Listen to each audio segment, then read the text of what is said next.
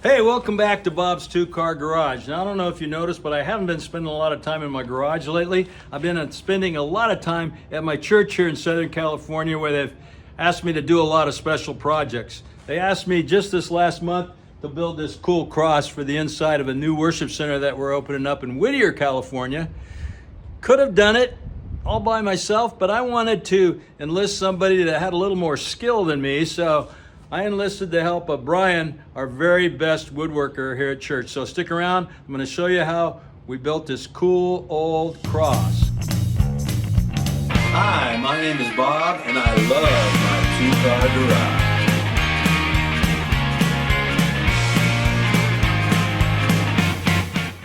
Now, this is not one big solid chunk of wood. It's hollow. It would have been way too heavy if we used solid wood, and it would have been pretty hard to find a big chunk of oak like this, and probably pretty expensive. We used 5/4-inch red oak for this cross, and we used that. We could have used cheaper wood, but oak gave us the look that we wanted. Also, we knew that we were going to hack this up, theme it when we got done, so we wanted to have plenty of thickness so that when we came back to do the theming, we didn't go right through the back side of the wood. We started off by ripping these pieces 2 7/8 and 2 3/4 inches on the table saw respectively, so to make our L-shaped pieces.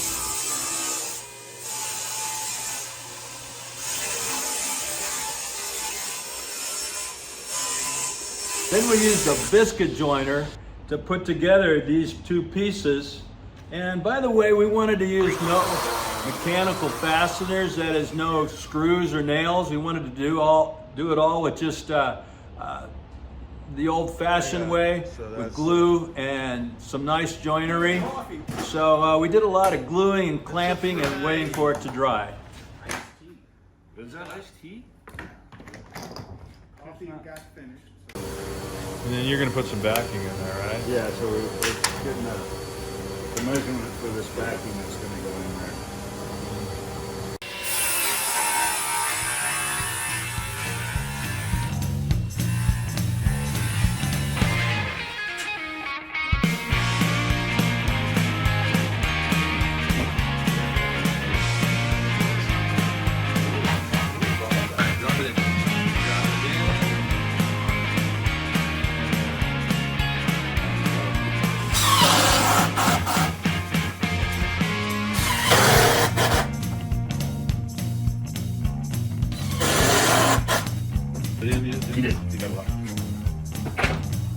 And we got quite a bit of squeeze out here. So Richard's taking care of that, because that could get in the way down there. All that extra glue could be problematic later on.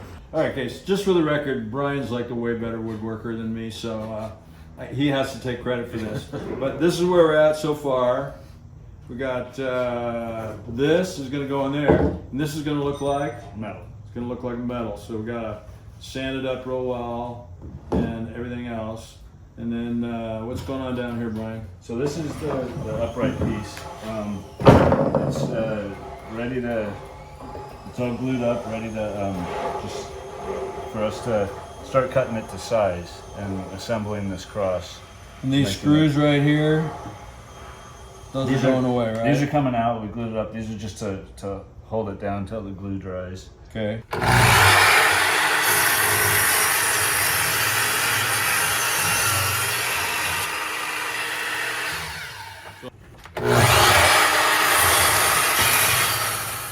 Now we kind of debated which of these pieces we should cut.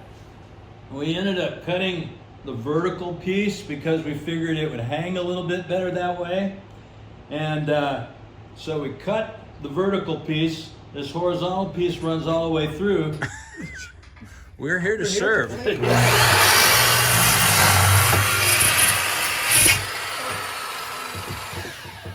quite make it. I was just going to say how great that saw was.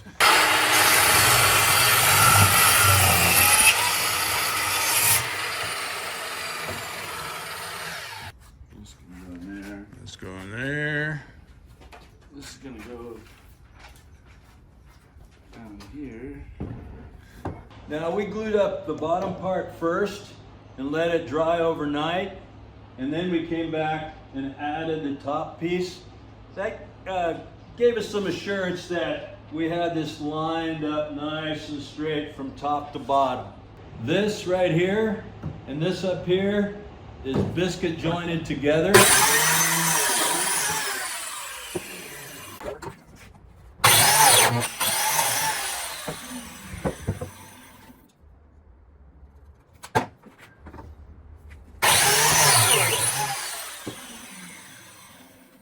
All right, so Brian has a special glue. It's Gorilla Glue that gets activated by water. We're doing some biscuits in here.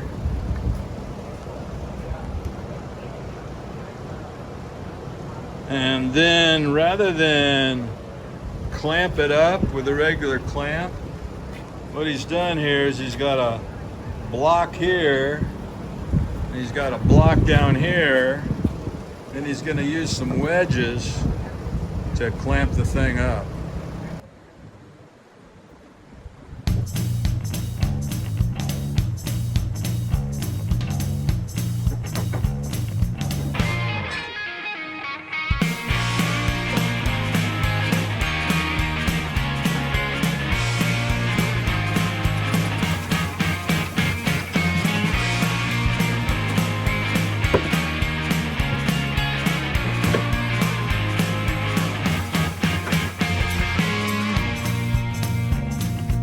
Yep.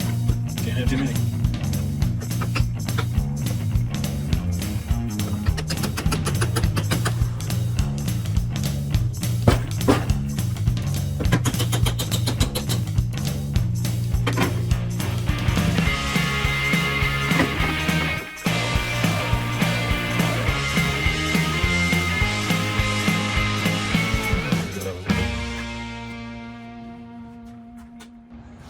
Now, once these joints right here at the cross section was nice and dry, we came back with another piece of 9-ply plywood, and we glued it and screwed it to the backside with some glue, and just to make sure that we had a nice, strong joint right here. Of our leftover 9-ply plywood.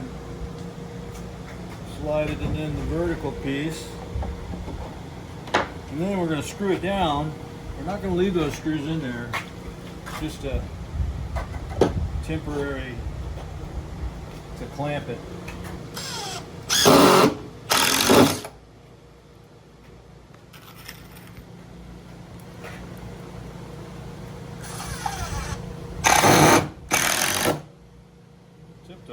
The overall size of this cross is 84 inches long, or 7 feet, 42 inches wide, and to the center of this cross piece, it's 25 inches from the top.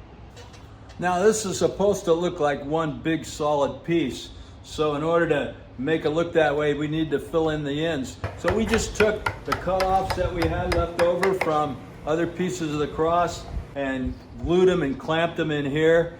So again, it looks like one big solid piece of wood. It's not, but it looks like it. Yeah, that's right. Well, you know.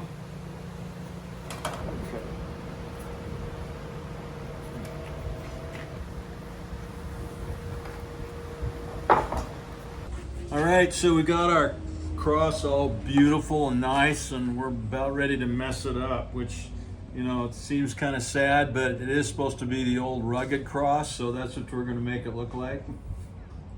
We got angle grinder with one of these flappy sanders on it, and got this big giant chisel. It looks like it might do some nice work.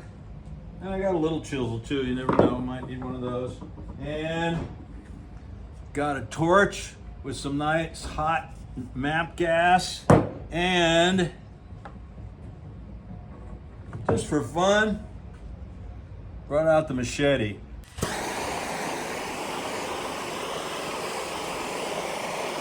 So this is part art and part just trying stuff.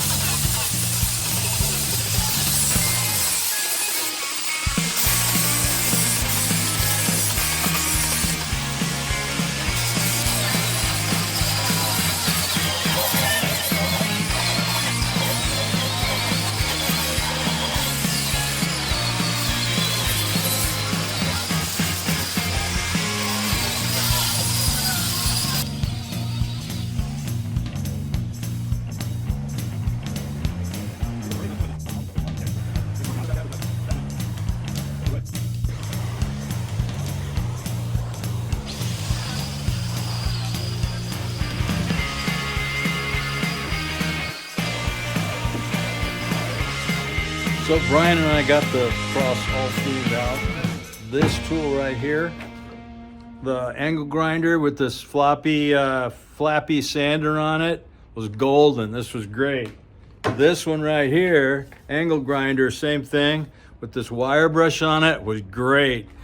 Popped the grain really nice. So if you're doing any theming, this is the tool to have right here, the angle grinder with all the different little things that go on it.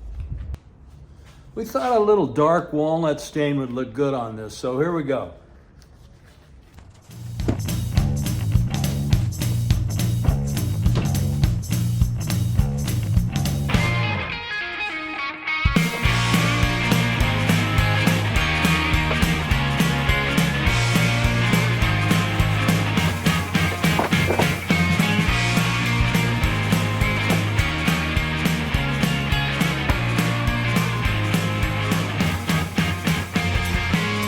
Yeah, I'm liking it. It looks really good.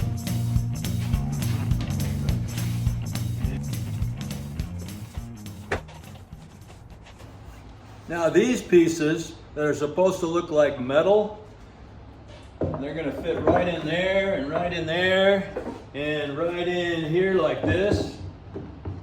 Actually just 9-ply plywood that we puttied up and sanded real well. And from a distance, you can't really even tell that they're not metal. They look really good.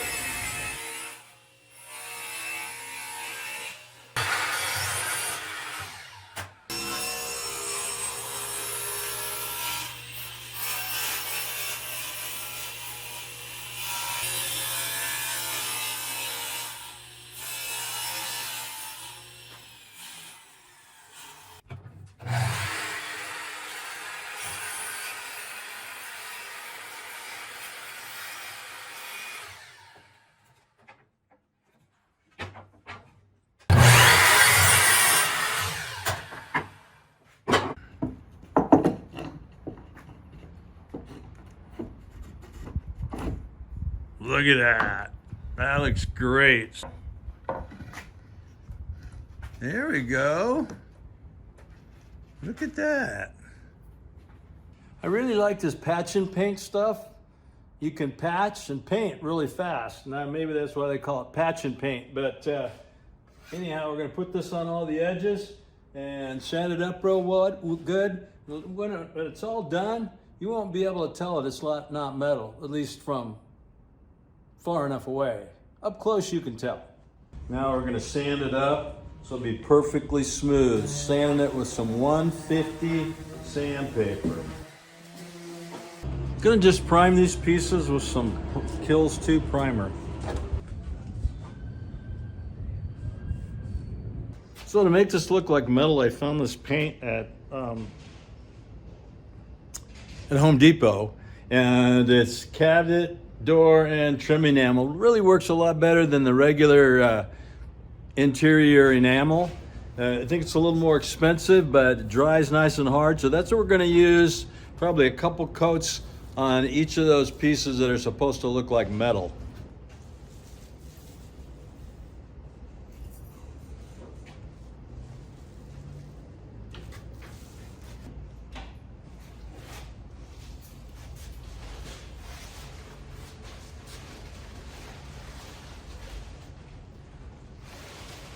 Now these pieces we're actually going to glue and probably pin nail in place. So I said that we weren't going to use any mechanical fasteners on this, but we are going to pin nail this in place just because it kind of seems like the best way to do it. Well, that's how we did it. That's how we made this cool looking old cross. Gonna look great when we hang it in the worship center next week. I want to leave you today with this word that says, do everything without grumbling or complaining and arguing. If you do so, you will shine like stars in the world. Thanks for watching. Don't forget to like and subscribe.